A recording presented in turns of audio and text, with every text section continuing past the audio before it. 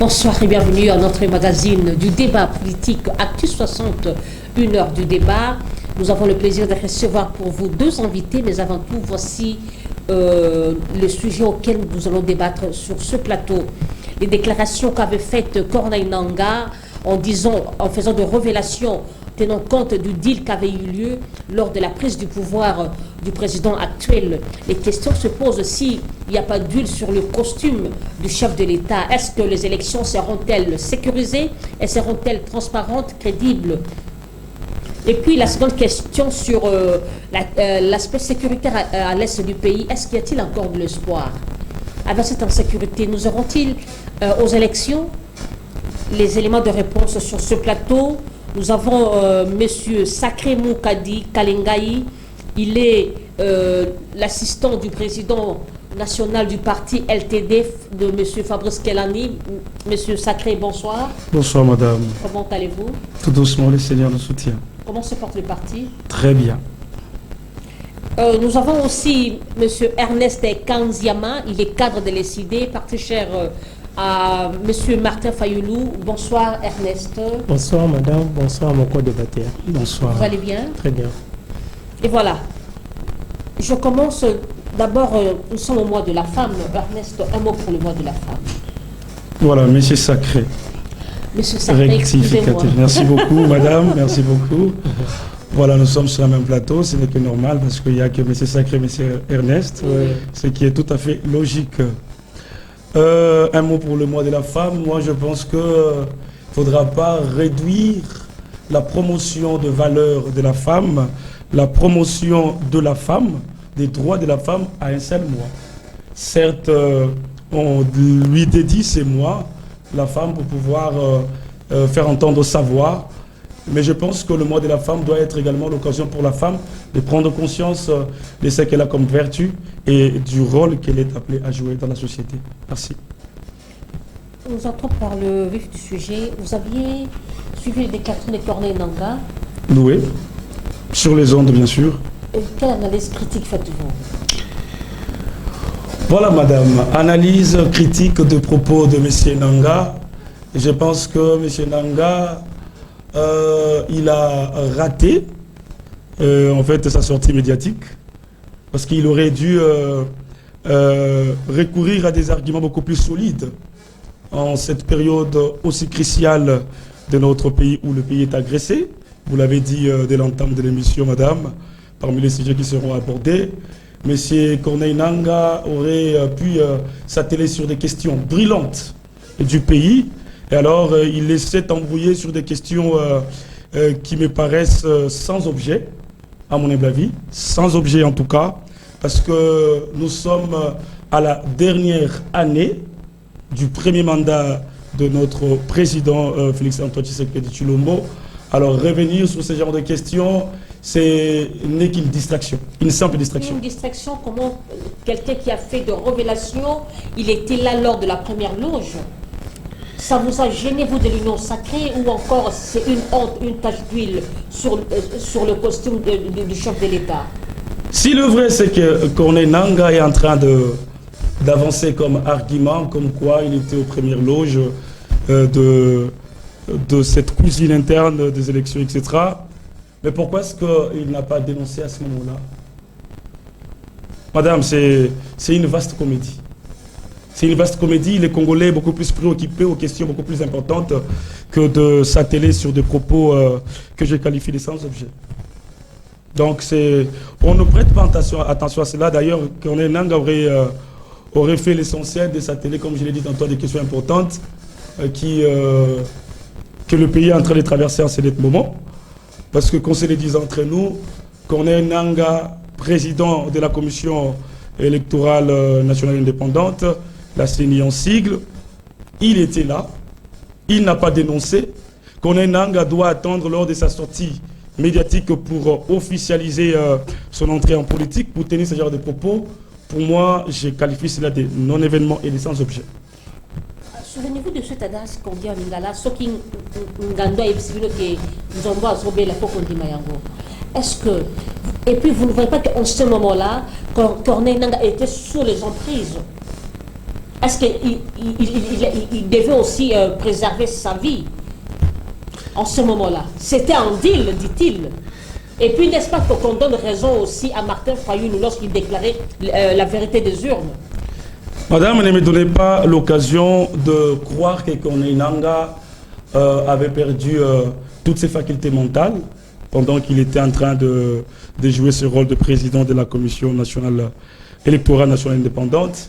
Il avait toutes ses facultés avec lui. Et ce n'est pas maintenant qu'il devient amnésique, où il perd toute la mémoire, toutes les facultés mentales, etc. pour tenir ce genre de propos. Je continue à croire qu'il était intelligent et que ce qu'il est en train de dire maintenant serait une façon de se remettre en question lui-même. Et donc, point de besoin de revenir sur ça, je pense que M. Corneille Nangaa est en train de cracher sur lui-même. Quand vous dites que c'est une tache d'huile sur le pouvoir de Félix Tshisekedi, je pense que c'est une remise en question de la crédibilité de Corneille Nangaa lui-même.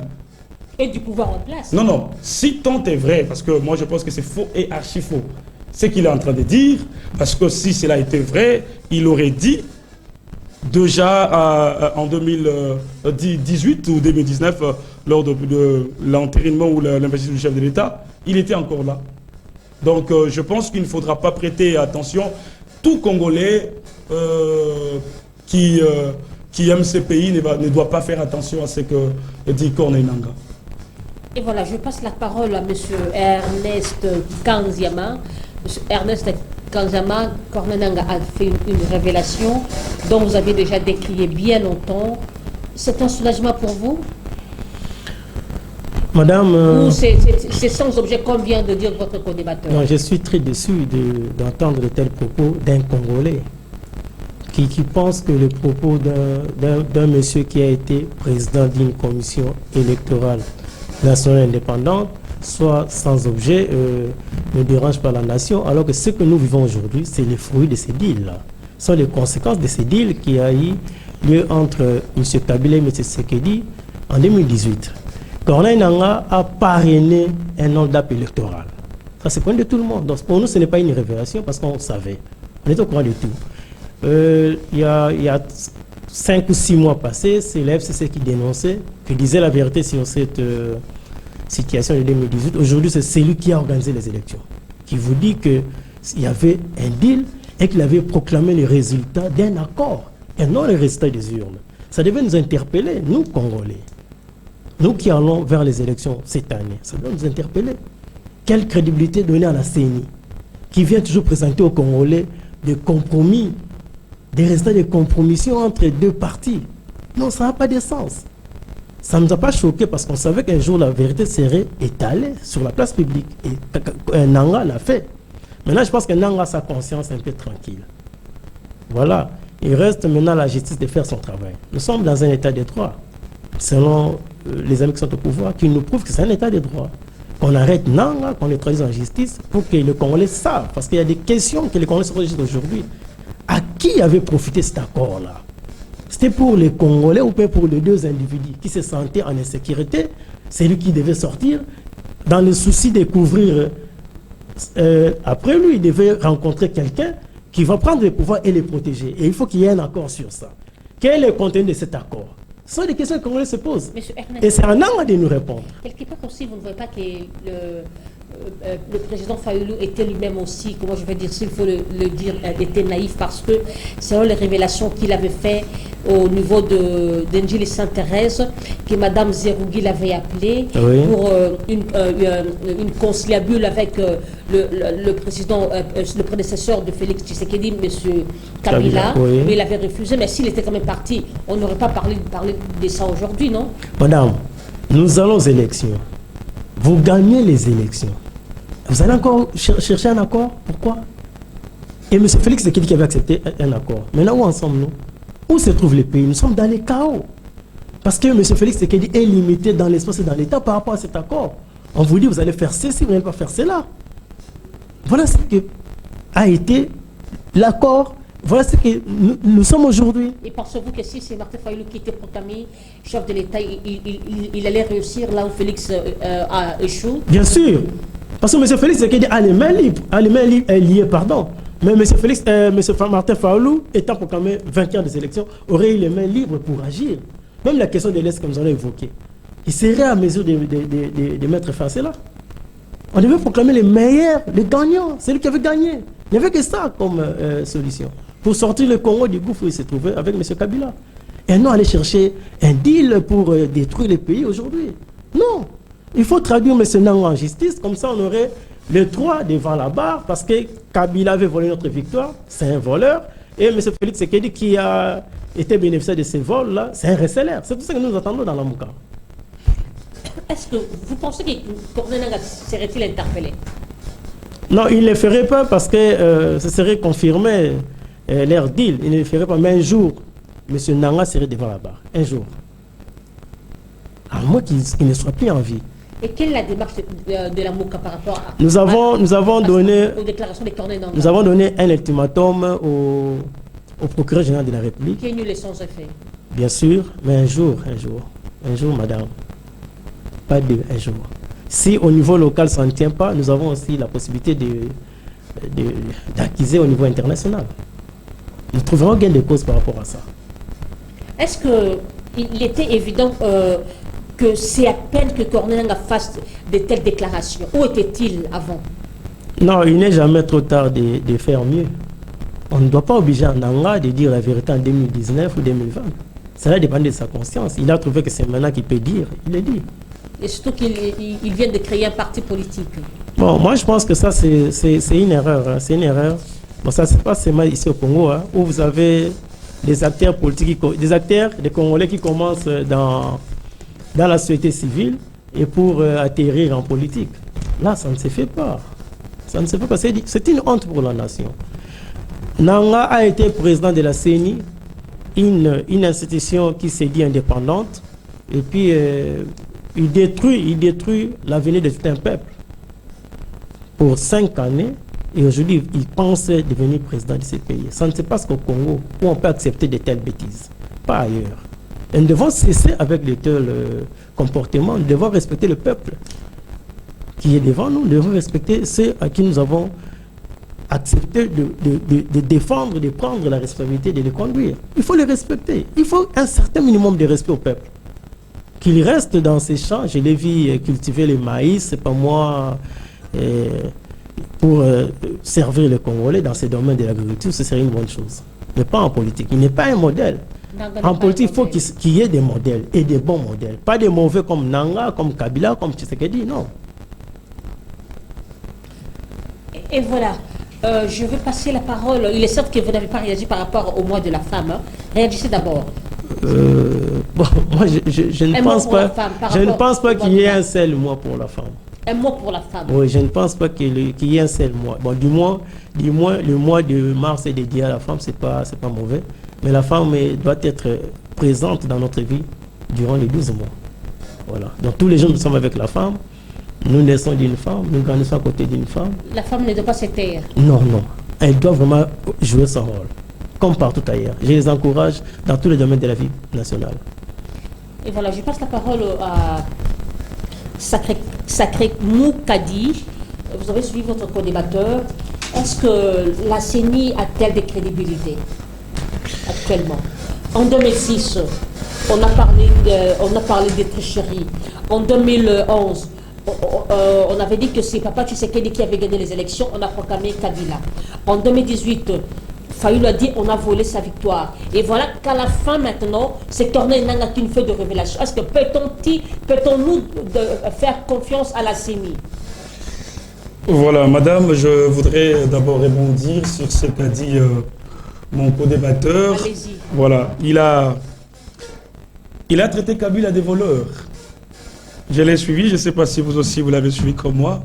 Il a traité Kabila des voleurs et je ne sais pas, tout Congolais qui suit l'actualité et l'évolution de l'actualité politique dans ce pays, c'est qu'aujourd'hui il y a une sorte de coalition, de fédération de forces entre la MOCA et le PPRD.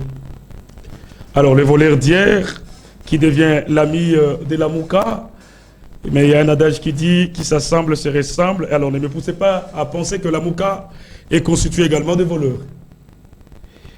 C'est pas moi qui l'ai dit, c'est mon co-débatteur qui l'a dit. Et puis, je reste respectueux de principes sacro-saints d'un État de droit. Un État de droit, c'est aussi être prêt à respecter les institutions du pays. Je respecte les institutions du pays. Je constate et je considère que la loi a prévu que c'était la CENI qui devrait organiser et publier le résultat, et c'était la Cour constitutionnelle qui devait entériner ces résultats. Alors si on me pose la question, c'est ce qui a été fait? Oui. Est-ce que cela était-il légal? Et je répondrai oui. S'il vous plaît, je dois revenir. Pendant que Sacré est en train de parler, je demande au régisseur Light déjà d'apprêter la vidéo que je proposais. Allez-y. Voilà, j'étais en train de dire que la CENI, elle a été votée, elle a été mise en place pour pouvoir organiser les élections libres, indépendantes, démocratiques et que sais-je encore. Alors, la CENI a organisé les élections. La loi lui reconnaît ses prérogatives d'organisation des élections. La CENI a publié les élections qui ont donné comme pour victorieux le président Félix-Antoine Tshisekedi. Les résultats bâclés, il n'y a pas eu de résultats bureau de vote par bureau de vote. Les résultats bâclés. Madame, nous parlons de la CENI. Et la loi vous a dit, la loi nous a dit, la loi est claire là-dessus. Et donc, c'était à la CENI de publier les résultats. Vrai ou faux, la CENI a publié les résultats.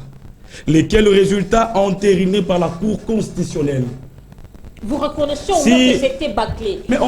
Qu'il n'y a pas eu le résultat bureau de vote par bureau de vote. On leur a posé, on leur a demandé de venir avec des PV. Répondez-moi à ma question, s'il vous plaît. Je vous dis... Vous reconnaissez au moins que la CENI, dans ses prérogatives, est habilitée aussi de publier les résultats bureau de vote par bureau de vote. Répondez à cette question. Madame, je réponds à votre question. Allez-y. Je vous dis que c'était à la CENI d'organiser les élections, pas une autre institution. Oui. Pas un quelconque politicien. Ouais. Et la CENI a organisé les élections. La CENI a publié les élections. Et celui qui contestait les résultats devrait venir avec les preuves devant la Cour constitutionnelle. Chose qui n'a pas été faite. Apparemment, vous fouillez ma question. Je n'ai pas fouillé votre question, madame. Je n'ai pas fouillé votre question. Et donc, dès lors que la CENI a publié les résultats, et que le résultat était entériné par la Cour constitutionnelle, on ne peut plus parler de la fraude, on ne peut plus parler de résultats non conformes, machin. Non, on ne peut plus parler de ça. Et il y a un aspect très important qu'il faille reconnaître ici, c'est que il n'existe pas dans tout ce que l'homme fait, il n'existe pas de la perfection. En fait, tout ce qui est fait de d'hommes est teinté d'imperfection. Vous ne me direz pas que si jamais c'était une CENI choisie, même si la loi ne le permet pas, par l'AMUCA aurait eu à organiser des élections parfaites. Ça n'existerait pas. Vous reconnaissez que Augustin Kabouya et Jean-Marc Kabound, à l'époque, secrétaire général de l'UDPS, ils avaient dit que les députés qui sont là sont nommés. Madame, vous êtes en train de parler avec M. Sacré Moukadi Kalingay. Certes, je suis de l'Union Sacrée, mais je ne me vois pas en train de répondre à l'UDPS de M. Kabouya et M. Vous avez cité M. Kabound. Alors vous attendrez M. Kabound sortir de la prison pour lui poser cette question. M. Kabound, M. Kabouya, notre secrétaire général de l'UDPS, qui est également notre allié. Vous reconnaissez au moins quand même que le chef de l'État était en voyage lorsqu'il était au courant que plusieurs députés invalidés, plusieurs députés qui étaient proclamés mais invalidés, il avait ordonné à la Cour constitutionnelle de refaire le travail. Vous reconnaissez quand même? Le chef de l'État est le garant du bon fonctionnement des institutions. Et donc, je pense que si il l'a fait, parce que je l'entends de votre... Je l'apprends de vous, peut-être que j'ai oublié, et si ce que vous dites est cela, je le vois. C'est ce que je suis en train de dire. Je ne vous refuse pas cela. Je ne dis pas que vous dites de mensonges, mais je pense que si ce que vous dites est vrai, alors en tant que garant du bon fonctionnement des institutions, il doit veiller sur la stabilité, il doit veiller sur un climat de concorde nationale du pays. Et donc s'il l'a fait, il est dans ses prérogatives. Alors cela ne remettait pas en cause les élections de 2018 hein? Les remettre en cause comment, madame? Comment les remettre en cause? Les députés invalidés, les députés proclamés invalidés, d'autres disent que non, les résultats n'étaient pas bons, et vous dites que non, madame, la CENI était crédible dans ce moment-là. Madame, je vous ai répondu que la CENI avait publié les résultats, ce qui est prévu par la loi. La Cour constitutionnelle a entériné les résultats, ce qui est prévu par la loi. Et je vous dis aussi que la Constitution reconnaît au chef de l'État les prérogatives de veiller ou d'être le garant du bon fonctionnement des institutions. S'il l'a fait au nom de la stabilité, je ne vois pas en quoi est-ce que je vais reprocher les chefs de l'État. Ok, avant de passer la parole à M. Ernest, que la régie nous balance la vidéo en question.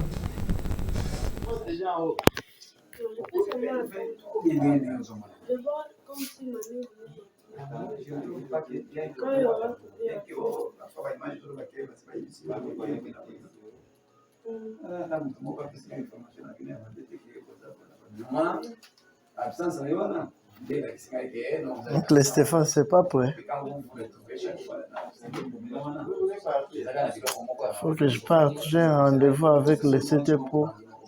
Nous avons certaines données à comparer, donc faire une étude comparative.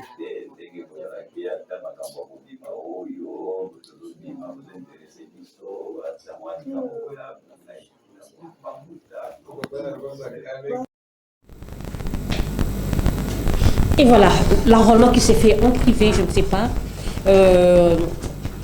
Sacré, vous allez réagir après, mais je passe la parole à M. Ernest. Rebondissez aux propos de notre débatteur et puis réagissez par rapport à cette vidéo. Merci madame. J'ai suivi mon co-débatteur parler d'un rapprochement entre les FCC et la MOUCA. Au bloc patriotique. Oui, j'ai lu aujourd'hui que s'il n'a pas une bonne information, il doit vérifier. Il n'y a pas une alliance, il n'y a pas un accord, il n'y a pas un rapprochement entre FCC c'était décevant de voir les Chadari, ceux de la MOUCA marcher ensemble dans une marche de protestation. C'était vraiment décevant. Madame. Est-ce que vous reconnaissez au moins? Madame, s'il vous plaît, madame. Ceux qui étaient pour vous les bourreaux d'hier, mais vous avez quand même marché ensemble. Madame. Allez-y. Nous avons lancé le bloc patriotique. Et après, toutes les tendances ont voulu rejoindre la MOUCA. Nous avons dit non. Nous sommes la MOUCA. Nous continuons notre lutte contre la MOUCA parce qu'en face de nous, nous avons les voleurs du FCC et les receleurs des cash. À l'époque, c'était FCC Cash. Après leur divorce, on ne veut pas s'associer avec les amis du FCC. Mais ce sont les catholiques laïcs, de l'église catholique et de l'église protestante qui avaient lancé les messages congolais de manifester autour de l'article 64 de la Constitution. Et à ce moment-là, la MOUCA n'a pas ce droit-là de chasser n'importe quel Congolais qui s'opposerait dans une marche pacifique contre le régime fasciste de M. Félix Tshisekedi. Il n'y a pas eu de marche au nom de la MOUCA. C'était au nom de CALCC, CLC, ça le monde le connaît. Donc c'est un faux fuyant. Vous avez compris qu'il n'arrivait pas à répondre à vos questions. Il est certes que ce n'est pas notre sujet, mais c'est là où c'était le nœud du problème entre Fayulu et Mosito. Non, c'est faux. C'est faux. Je vais vous expliquer pourquoi Mosito est parti de la MOUCA. Ça n'a rien à voir avec le bloc patriotique. Prenez les documents là où toutes les parties signées. Il y a Nouvel Élan qui est le 5e sur la liste. Vous allez me dire que M. Blanchard se présente, signe un document au nom de Nouvel Élan sans l'accord de son président Mosito. Mais nous sommes dans quel monde? Nous sommes dans quelle planète comme ça? Non, nous avons d'autres raisons que nous connaissons. Par rapport au départ de Mosito, ce n'est pas le sujet, appelez-moi notre. Je vais vous expliquer pourquoi Mosito est parti de la MOUCA. Et vous comprendrez, ce n'est pas par rapport au bloc patriotique. Ça, c'est un faux fuyant. Ça, je vous dis sincèrement, c'est un faux fuyant. Donc, bloc patriotique, c'est un faux fuyant. Il ne faut même pas se faire des soucis là-dessus.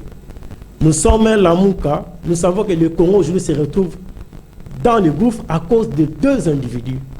Kabila et Tshisekedi, avec leur parrain Nanga, qui aujourd'hui cherchent à avoir une conscience tranquille. Il faut livrer les secrets. Dire au moins aux Congolais ce qui s'est passé ce jour-là.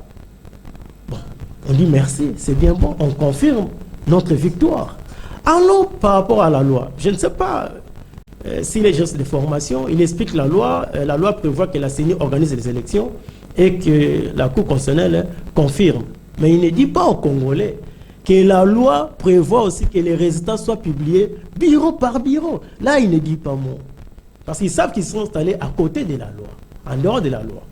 Deuxième élément, au niveau de la Cour constitutionnelle, lorsqu'il y a un problème de revendication, il y a un problème de contentieux électoral, la Cour a ce droit-là de vérifier les résultats bureau par bureau. Il ne faut pas demander à celui qui vient accuser, être victime d'un vol, d'amener les preuves. Sachant qu'on a organisé un scrutin bâclé où c'était difficile d'avoir toutes les preuves. Mais la Cour devait aussi prouver à M. Faoulou qu'il n'était pas le meilleur vainqueur en lui présentant les résultats bureau par bureau. N'est-ce pas que c'est l'accusé et c'est le plaignant qui apporte le problème? Madame, la loi prévoit tout un mois. On donne 30 jours à la Cour de vérifier les résultats. On devait le faire si on était sincère, si on était honnête. Mais comme il savait qu'il y avait un deal au départ, c'est pourquoi tout était déjà boutiqué pour qu'on proclame un RSLR comme président de la République. Et aujourd'hui, avec cette crise d'illégitimité des institutions et de leurs animateurs, les Congolais est humilié partout. M. Félix Tshisekedi se présente partout dans tous les salons diplomatiques.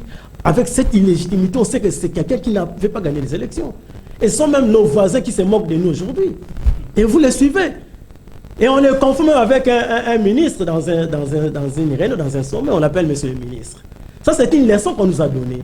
Parce que le monsieur savait qu'il était devant M. Tshisekedi, qui n'est pas ministre en RD Congo. Mais pour lui donner une leçon, que c'était un sommet réservé au ministre, on l'appelle ministre.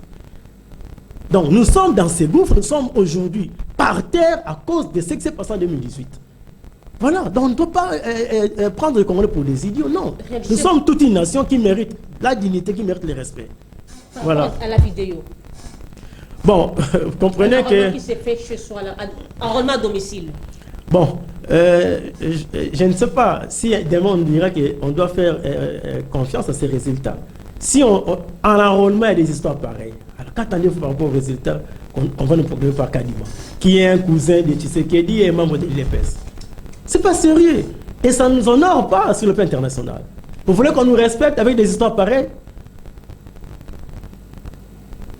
Il faut s'imposer les respects dans la vie. Il faut s'imposer les respects quand on est une nation. À l'interne, on doit être sérieux. Nous ne sommes pas sérieux. Et vous pensez que cette vidéo-là, regardez seulement par des Congolais. Nous sommes un État voyou, vous voulez dire? En tout cas, nous sommes près d'être un État voyou. On n'est pas loin d'un État voyou. Avec ce qui se passe avec les régimes de Tchilégelou, nous sommes près d'être un État voyou.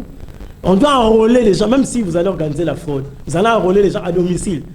On n'a pas vu cela avec Ngoï Mulunda, pas avec Nanga, pas avec Malou Malou. C'est honteux pour ces régimes. Ils ont le courage de passer sur les plateaux de télévision puis défendre Tshisekedi. C'est une honte nationale pour nous. C'est de leur droit aussi, non? Oui, nous sommes en démocratie. C'est ça même le côté négatif de la démocratie. Hein. Oui, c'est le côté négatif parce qu'on peut élire quelqu'un qui n'a pas de niveau, qui n'est pas à la hauteur, pour une simple raison qu'ils sont majoritaires. Et vous qui avez des capacités, vous avez des compétences, quand vous êtes minoritaire, on ne vous considère pas. Merci beaucoup. Je passe la parole à Sacré, réalisé par rapport à la vidéo. Est-ce que pouvons-nous faire confiance aux élections prochaines? La crédibilité à la CENI, enrôlement à domicile. Mais c'est gravissime, non? N'empêche que vous rebondissez sur les propos de votre co-débatteur. Madame, je suis sidéré d'apprendre ce que dit mon co-débatteur tout à l'heure, ce que venait de dire mon co-débatteur. Il a parlé d'une rencontre internationale où le chef de l'État a été présenté en tant que ministre. Et c'est également honteux lorsqu'on vient... La vidéo, non? Oui, la vidéo existe. Non mais écoutez, il y a la version originale de cette vidéo, madame. Non mais écoutez, on ne peut pas venir sur un plateau de télévision... C'était une bourde ou encore une erreur du protocole. Ce n'était même pas... Non, c'était même pas une erreur du protocole. Ou une bourde diplomatique. C'était même pas une bourde diplomatique. C'était quelque chose monté de toutes pièces. Comment ça? Je vous l'ai dit. Lorsque le monsieur dit que... J'ai la vraie version, madame. Si mon co-débatteur en a besoin, après l'émission, je lui envoie la vraie version. L'autre là, c'était monté un montage? J'ai dit c'est un montage. On ne peut pas venir sur un plateau de télévision, commencer à raconter des choses qu'on a suivies sur les réseaux sociaux. On ne peut pas discuter des questions aussi sensibles et importantes qui engagent l'avenir de la nation sur base de ce qu'on a vu sur les réseaux sociaux, simplement, sans vérifier. C'est pas sérieux. Et c'est aussi honteux, cela. Parce qu'il a dit que c'est honteux, le mot honte est sorti plusieurs fois de sa bouche. Moi, je voudrais qu'il admette aussi que c'est honteux de ramasser des choses sur les réseaux sociaux et de venir balancer sur un plateau de télévision. Alors, je reviens sur ce qu'il a dit, la Mouka, c'était quelque chose, en fait, le rapprochement, la Mouka, PPRD, machin, c'était quelque chose voulu par les laïcs et tout ça. Madame, qui avait contraint la Mouka à manifester ensemble avec ces gens-là? Qui avait contraint la Mouka? Qui avait obligé, si et seulement s'ils étaient attachés à leur combat et que de l'autre côté, ils voyaient le voleur, ils ne pouvaient pas être à côté du voleur. Qui a contraint la Mouka à marcher ensemble avec eux? Et parce que les laïcs ont dit que la Mouka s'était vue obligée de sacrifier son combat. Non, mais ça, ce sont des histoires. Tout le monde sait, tous les Congolais savent qu'ils roulent ensemble, ils sont ensemble. Ils ne peuvent pas s'en échapper, on sait, on le voit. Ils sont ensemble. Et d'ailleurs... Souvenez-vous du propos du chef de l'État lorsqu'il avait dit que Kabila, c'est un partenaire privilégié.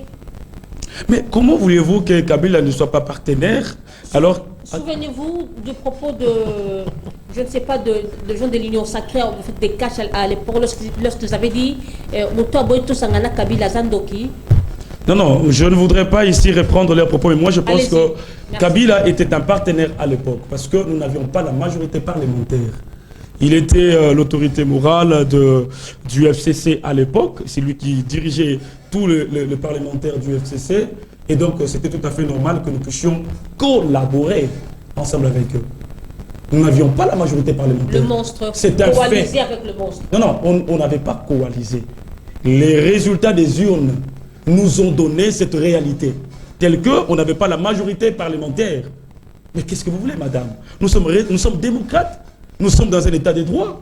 Dans un état de droit aussi reconnaissez, pourquoi aussi contester lorsque la Mouka avait marché ensemble, pendant que vous avez travaillé ensemble au gouvernement? Non, mais nous ne les traitons pas de voleurs. Ils ont traité tout à l'heure, depuis le début de cette émission, vous avez entendu l'ancienne opposition au pouvoir actuel avait traité la Kabylie de voleurs. Allez-y. Madame, vous parlez de moi et je m'engage et j'engage mon parti. Vous voyez, j'engage ma plateforme politique et je réagis aux propos de mon co-débatteur qui a qualifié Kabila de voleur et c'est ce qui m'a tiqué, ce qui m'a étonné. Voleur, ok? Un voleur, on se rapproche, un voleur, on se donne des câlins, des accolades. Mais je dis, mais ça ressemble à quoi ça? On se moque de qui?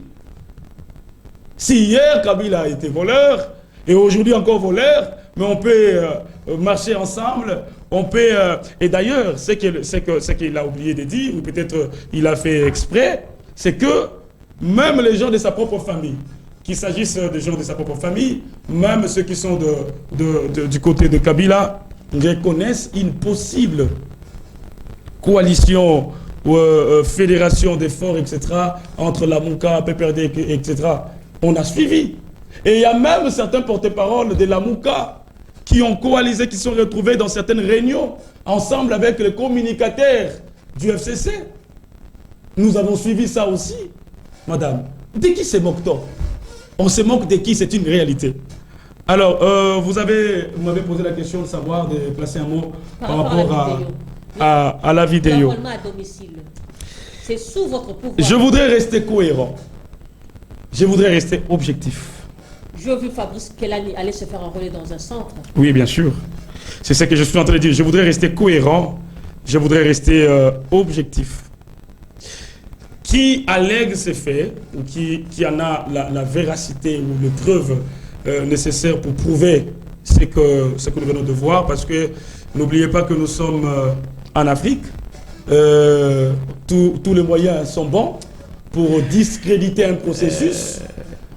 Ça, ce n'est pas quelque chose qui va m'étonner si jamais les adversaires ou les gens qui veulent saboter ce processus électoral se renfermeraient quelque part pour prendre des images et balancer sur les réseaux sociaux pour discréditer le processus. Pensez-vous que la personne qui a fait cela est de l'opposition? Madame, c'est pas ce que je dis. S'assumer. Madame, je suis dans les conditionnels. Nous réfléchissons. C'est un débat d'idées. Mais réfléchir d'une manière aussi positive, non? Mais écoutez, j'ai dit que c'est lui qui en a le preuve.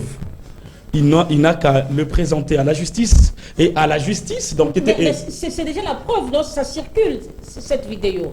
Mais qu'est-ce qui vous prouve que tout ce qui circule sur la toile est vrai? Donc c'est aussi un montage. Madame, j'ai dit, je ne confirme rien et je n'infirme rien non plus.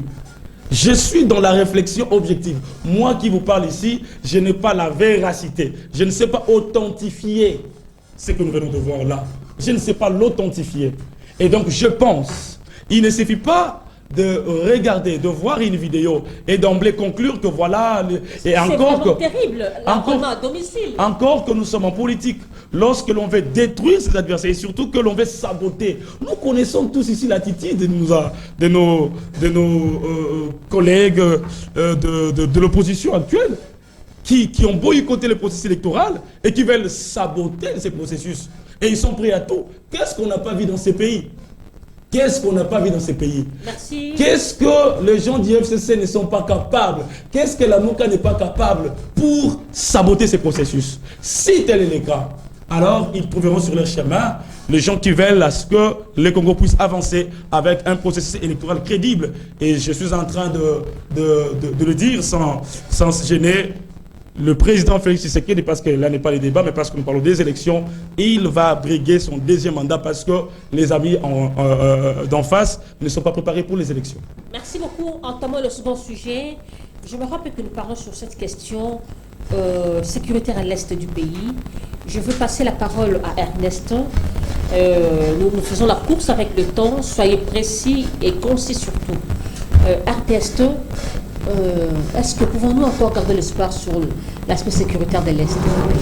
Voilà, madame, je vais continuer. Mais en 30 secondes, je voulais vous rappeler que j'ai pensé à un débat républicain de haut niveau.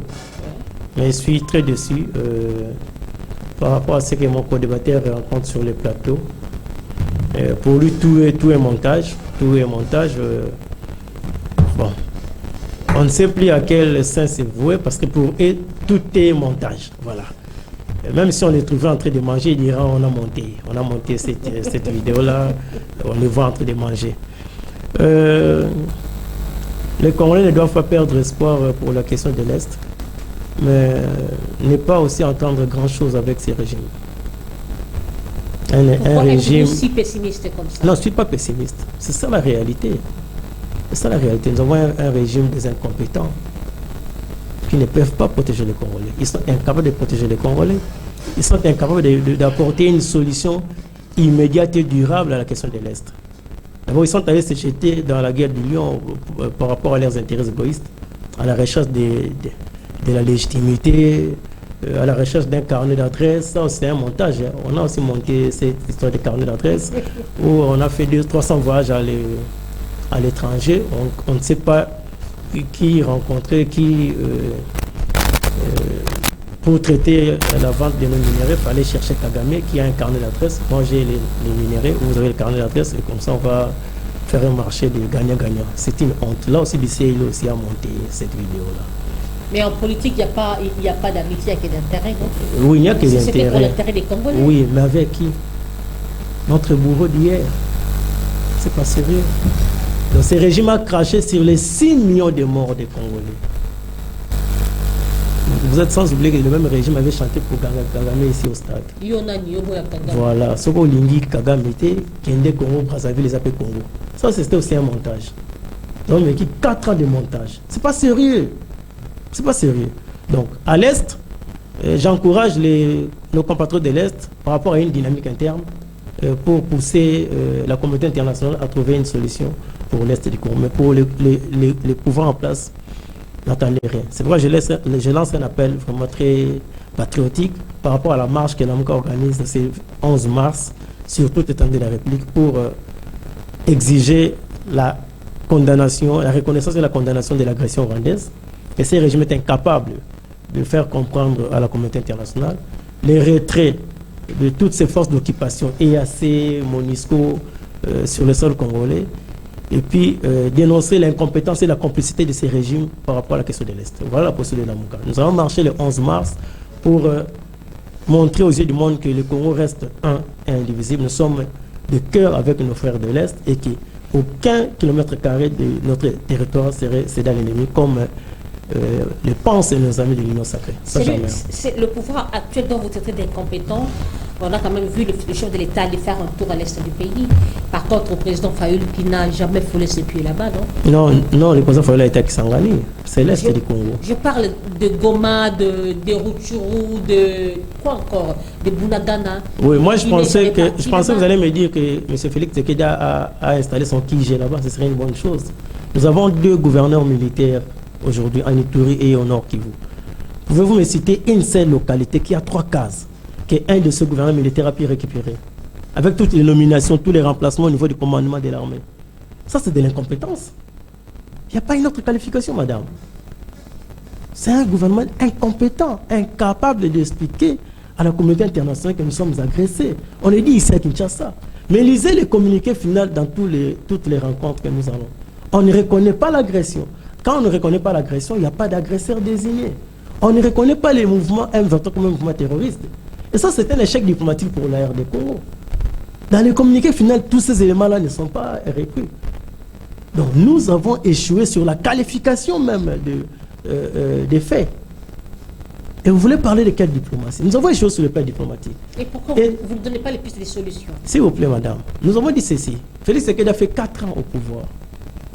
Avec les 4 ans, s'il était conscient, s'il était responsable, il aurait entamé des réformes dans l'armée.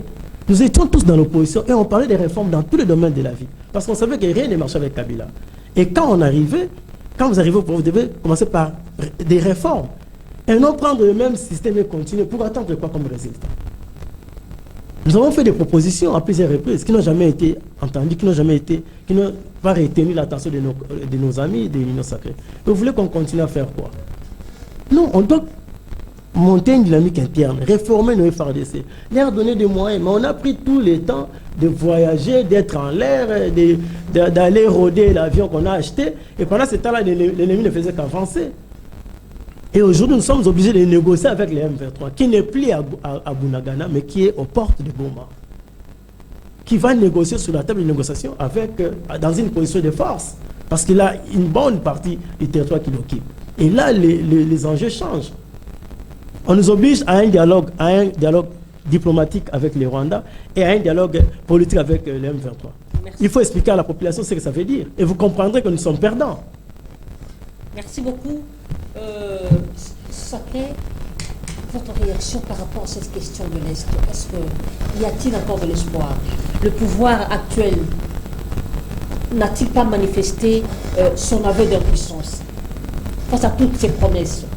Que je me sentirai dans la peau, je me sentirai chef de l'État lorsqu'il y aura la paix à l'Est. En 2022, il y aura la sécurité à l'Est du pays. Où en sommes-nous? Madame, je regrette. Je regrette que monsieur, mon co-débatteur, bien sûr, j'ai ignoré un peu le nom. Ernest. Monsieur Ernest, merci beaucoup. Je regrette qu'il ait mal compris mon approche. J'ai utilisé le si et les conditionnels lorsqu'il fallait désigner le fait que ça pouvait être un montage. J'ai dit, si cela s'avérait vrai, alors la justice va s'en occuper. Mais n'oublions pas que dans ces pays, il y a des montages. On en a vu de toutes couleurs. J'étais vraiment dans les conditionnels, mais s'il doit s'en servir pour, n'est-ce pas, vouloir jeter du discrédit sur le régime en place, libre à lui, mais le peuple est témoin. Il a dit, on ne pouvait pas être avec Kagame, machin, on nous a vu être aux côtés de Kagame, alors que Kagame était notre bourreau, dire, etc. Un principe élémentaire de relations interétatiques, relations internationales bien sûr, les alliances se font, se défendent et se refont. Il n'existe pas d'ennemis éternels, non plus d'amis éternels. Le président Félix Tshisekedi, une fois au pouvoir, il s'est inscrit dans une logique telle que il voulait prôner la politique de bon voisinage avec le voisin de l'Est.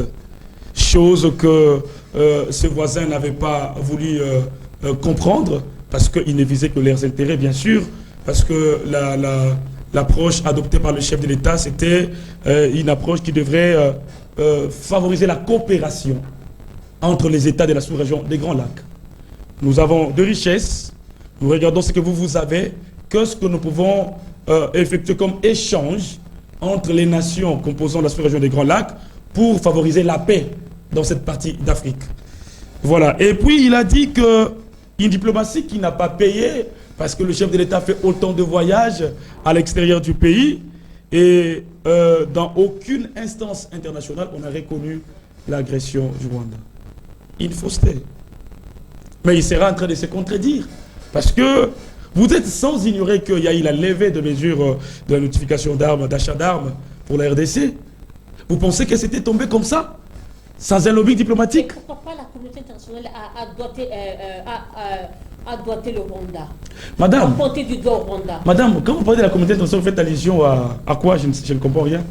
Mais le Conseil de sécurité des Nations Unies, il y a un rapport du Conseil de sécurité des Nations Unies qui désigne le Rwanda comme agresseur. Et n'oubliez pas un élément très important par rapport à ce qui se passe à l'Est. Je crois que peut-être qu'on va rebondir là-dessus parce que vous me parlerez de la situation de l'Est. La guerre à l'Est, c'est une guerre hybride, madame. Elle est différente d'une guerre classique. Elle est différente d'une guerre asymétrique. C'est beaucoup plus complexe. C'est beaucoup plus complexe. Dynamique interne, oui, je veux bien. Mais écoutez, les relations internationales ou les relations interétatiques sont téléguidées par le puissant. Et donc nous ne pouvons pas vivre en vase clos en se disant, bon, nous comptons sur nous-mêmes et puis c'est fini. Non. Parce que nous avons des richesses, nous avons de matières hautement stratégiques convoitées par les autres. Et donc, qu'on le veuille ou pas, ils nous feront la guerre. Et c'est à nous de voir comment gérer cette question à travers notre diplomatie. Et je vous ai dit que cette diplomatie a payé, contrairement à ce que mon co-débatteur a dit. On a le fait de les reconnaître. Mais est-ce que moi, je peux dire ici que c'est suffisant? Non, ce n'est pas suffisant.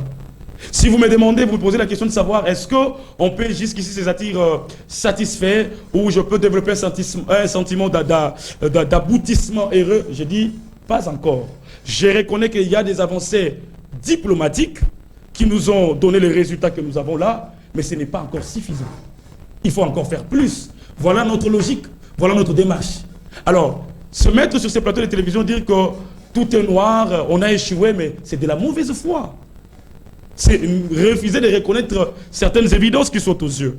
Alors moi, je pense que nous devons encourager le chef de l'État, le commandant suprême des forces armées, pour les efforts qu'il est en train de consentir.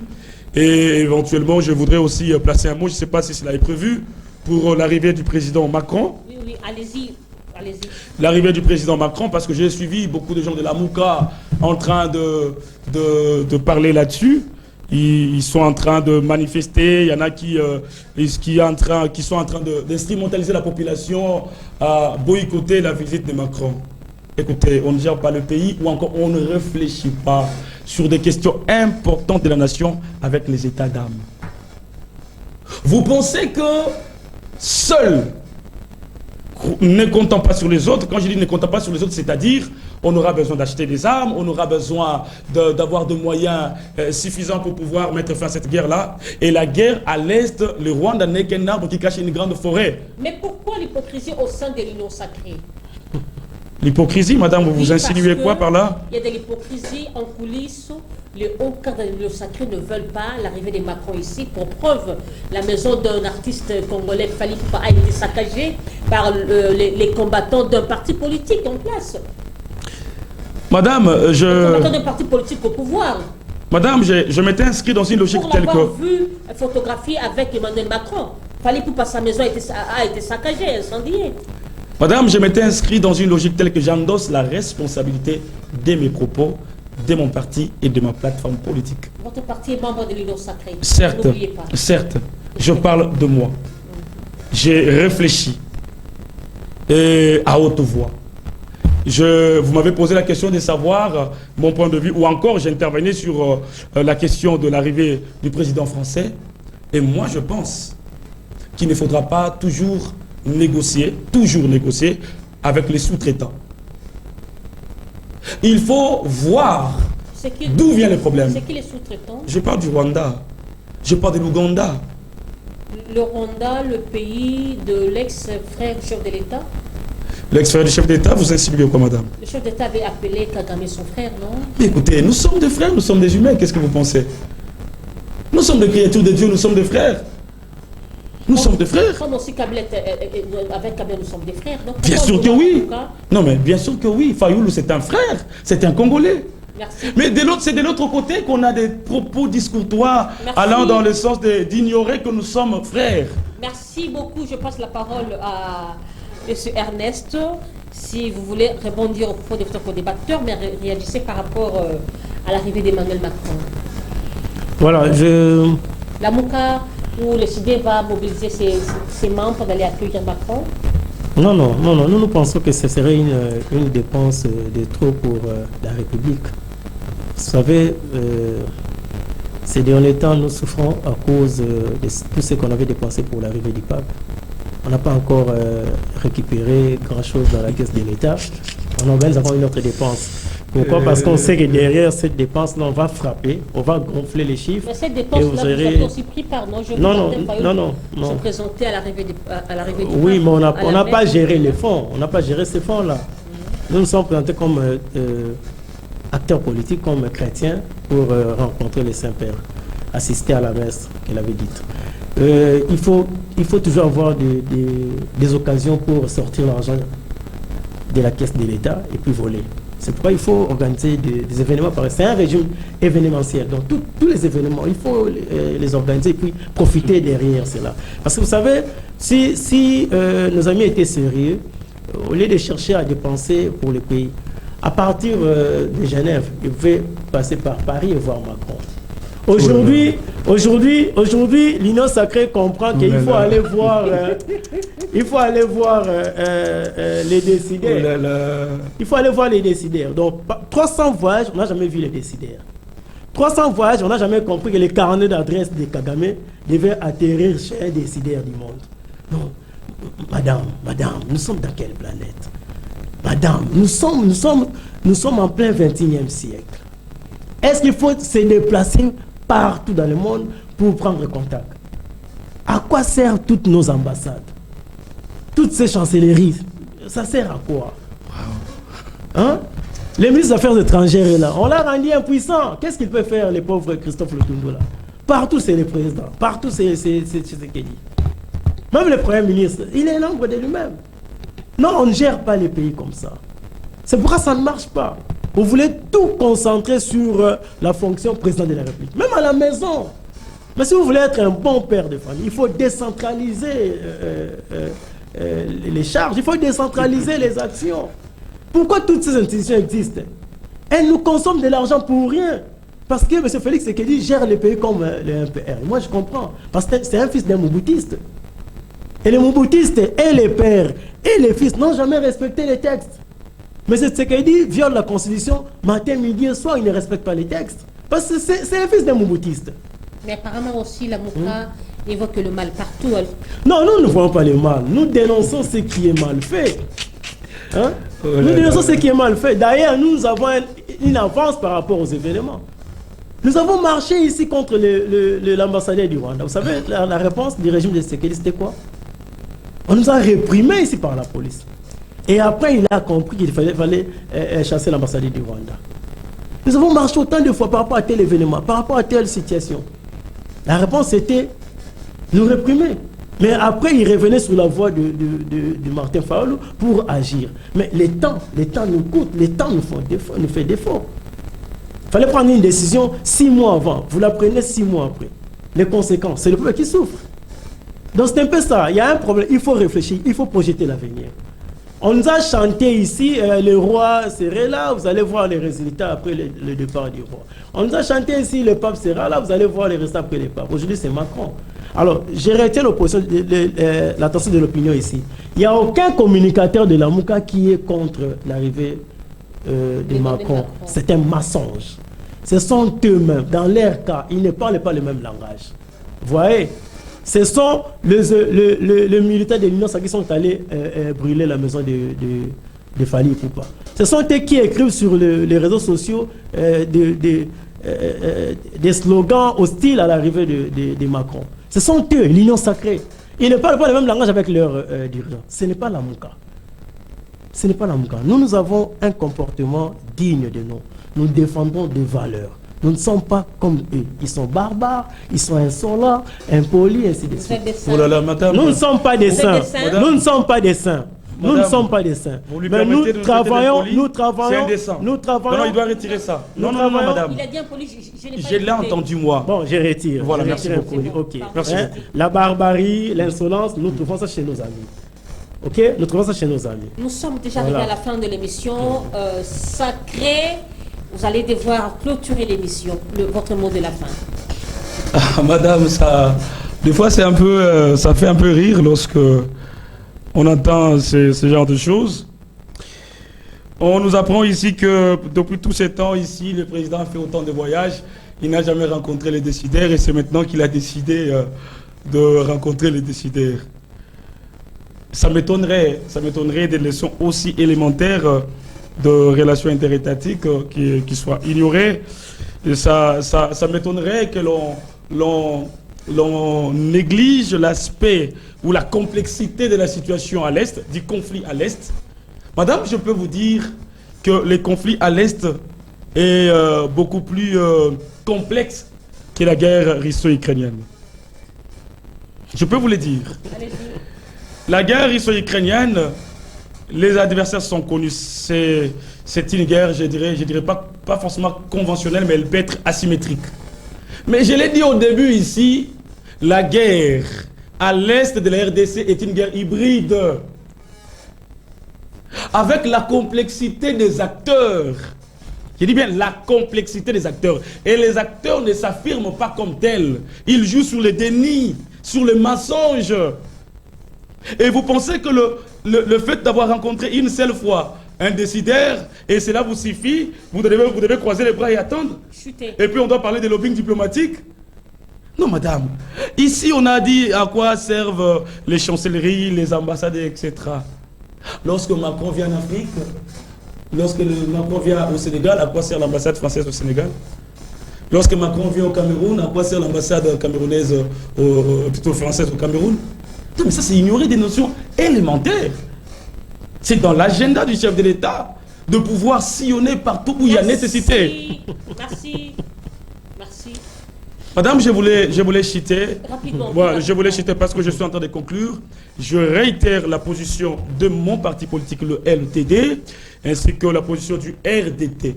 Nous soutenons le chef de l'État dans ses efforts pour pacifier la partie Est de notre pays, mais également pour nous conduire dans un processus électoral apaisé. Et je vous rassure, madame, je le réitère, parce que nous préparons déjà au sein du RDT et du LTD pour ces élections. Nous allons battre n'importe quel adversaire. Merci beaucoup. Ernest, votre mot de la fin.